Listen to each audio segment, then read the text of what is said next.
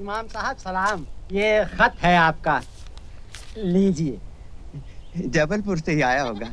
अरे गुलजारी लाल जरा पढ़ भी देते। जी पढ़े देते। अरे मेरा चश्मा इसी जेब में तो था। इधर है। वो जो आप ढूंढ रहे हैं वो हमारे पास है, ये लीजिए। आ गई बक्कन। वो हुआ ऐसा कि हम उधर से आ रहे थे और आप इधर से जा रहे थे। इधर आप साइकिल पर थे और हम उधर पैदल। आप तो साइकिल पर निकल गए और वहीं के वहीं हमको ये चश्मा मिला और वहीं के वहीं हमने सोचा ये कि ये चश्मा आपका है।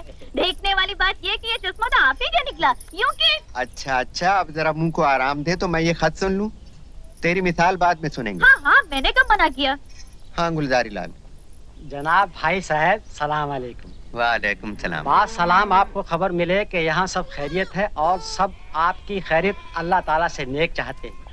दीगर अहवाल ये है कि अहमद मियाँ की नौकरी पक्की करा दी गई है, तनख्वाह 200 रुपए हो गई है, रहने खाने पीने के लिए तो गरीब खाना मौजूद है।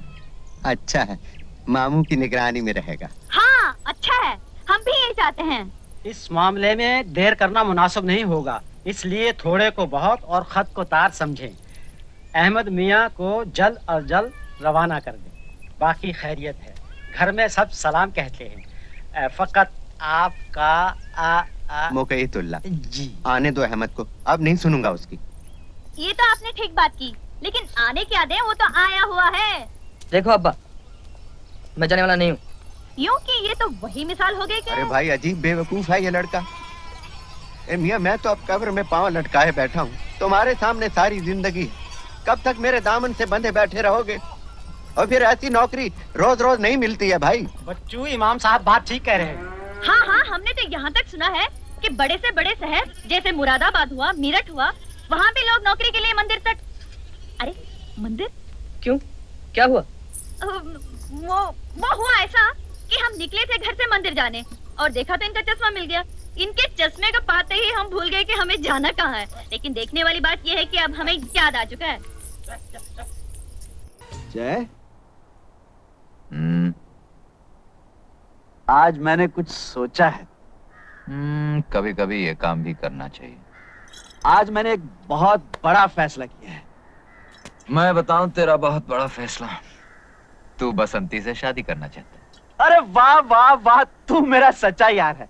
एक यार ही यार के दिल की बात जान सकता है। और वो यार ये भी जानता है कि इस साल में शादी का ये तेरा 8वां फैसला है। ये फाइनल है यार? फाइनल। सुबह से दारू पी रहा ना? यार पार्टनर, मेरा एक काम कर दे यार।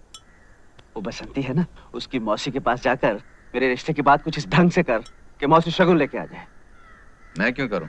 अरे लड़के वाले ही तो जाते हैं लड़की वालों के घर। जय, और फिर इस दुनिया में तेरे सिवा मेरा है कौन? देख, शादी तूने करनी, तू जाके बात कर। जरा सोच, शादी के बाद एक घर होगा। घर तो तेरा होगा। एक बीवी होगी। तेरी होगी। 7-8 बच्चे होंगे। तेरे होंगे। पर चाचा चाचा तो तुम्हें बोलेंगे ना। प्यार से तुम्हारी गोद में खेलेंगे, तुम्हारे कंधों पे झूला झूलेंगे और तोतली जुबान में बोलेंगे, ताता ताता हमको कहानियां सुनाओ। यानी शादी के बाद तेरे घर में मुझे आया की नौकरी मिलने वाली। समझा? तू मेरा दोस्त नहीं है। लानत ऐसी तो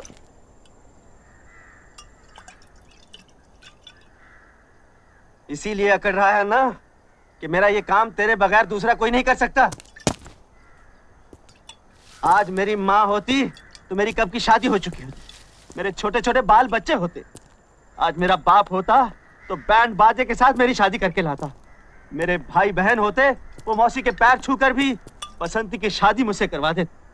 लेकिन ये मत भूल जाए, जिसका कोई नहीं होता उसका भगवान होता है।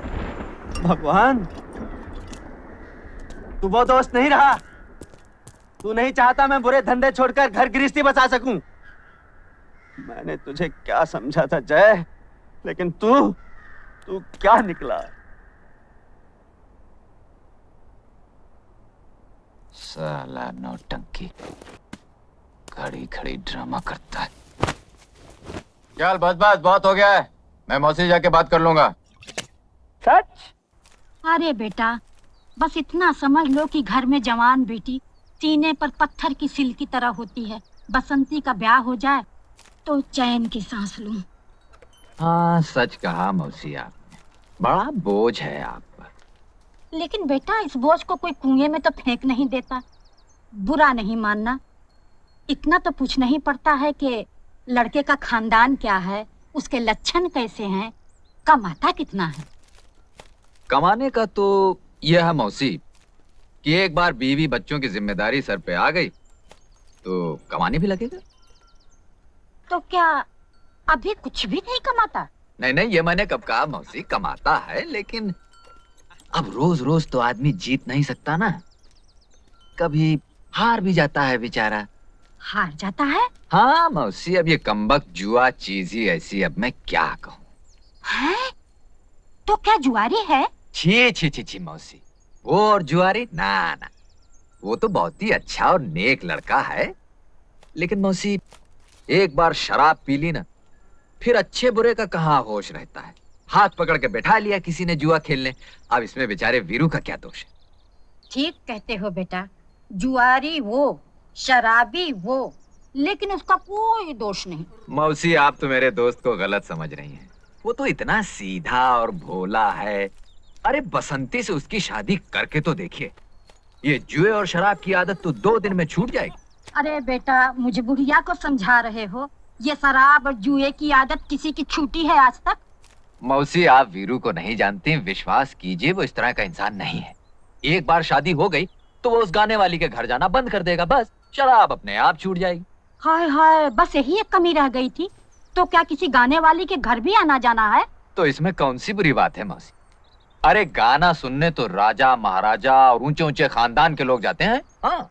अच्छा, तो बेटा ये भी बताते जाओ कि तुम्हारे ये गुणवान दोस्त किस खानदान के हैं? बस मौसी खानदान का पता चलते ही हम आपको खबर दे देंगे।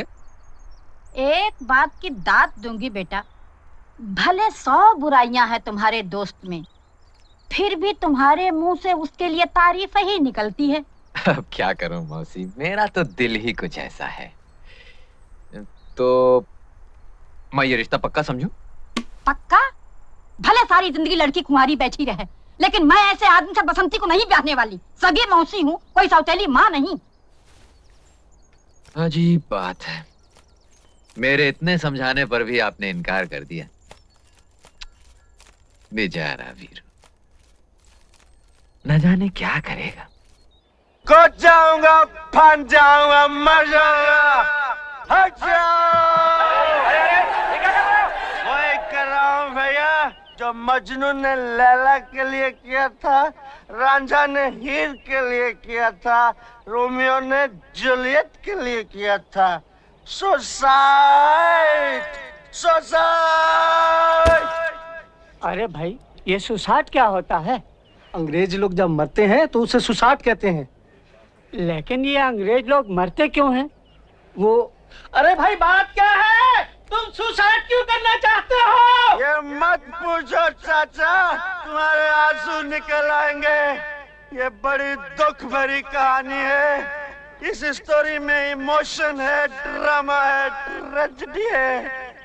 ये बसंती है ना, इससे मेरा लगन होने वाला था चाचा, लेकिन इसकी बुढ़ी मौसी ने बीच में भांजी मार दी। अब मैं इस दुनिया में नहीं रह सकता। गाँव वालों, तुमको मेरा आखिरी सलाम। Goodbye, goodbye. अरे भाई, ये गुड बाय क्या होता है? अंग्रेज लोग जब जाते हैं तो गुड बाय कहते हैं। लेकिन ये अंग्रेज लोग जाते कहाँ हैं? मैं जा रहा हूँ, भगवान मैं आ रहा हूँ। रुक जाओ, तुम लोग जोर देते हो, थोड़ी देर रुक जाता हूँ। अरे वाह, अरे तुम कैसे दोस्त हो? तुम यहाँ बैठे हो? क्यों, क्या हुआ? मुझे क्या मालूम क्या हुआ? वो देखो तुम्हारा दोस्त कहाँ चढ़ गया। देखो, मेरा दिल भर चुका। देखा, देखा तुमने? हाँ देखा, कुछ नहीं होगा। जब दारू उतरेगी तो ये भी उतर आएगा। क्योंकि मैंने एक से एक जालिम देखा, मगर तुम्हारे जैसे पत्थर दिल दोस्त नहीं देखा जो। अरे संभालो! या न दोस्त, इसलिए मैं टान तय कर रहूंगा।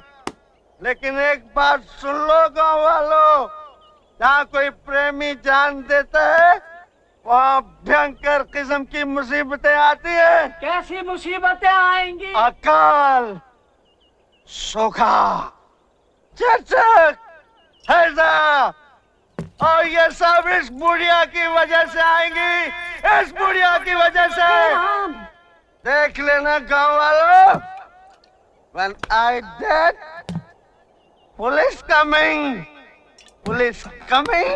बुढ़िया going jail, in jail, बुढ़िया चक्की pissing and pissing and pissing and pissing and pissing। अरे मौसी हाँ कर दो, नहीं तो ये जान दे देगा।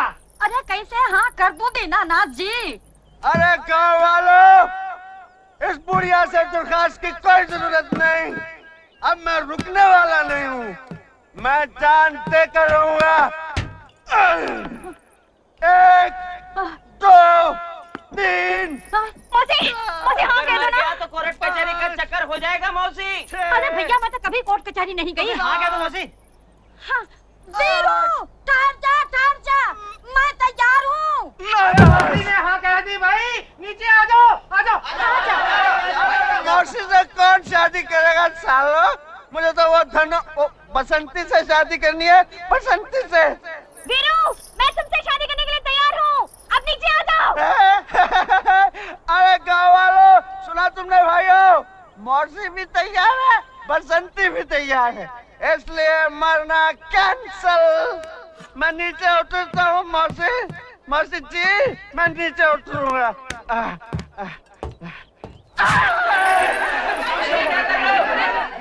अब मैं क्या करूँ चाचा?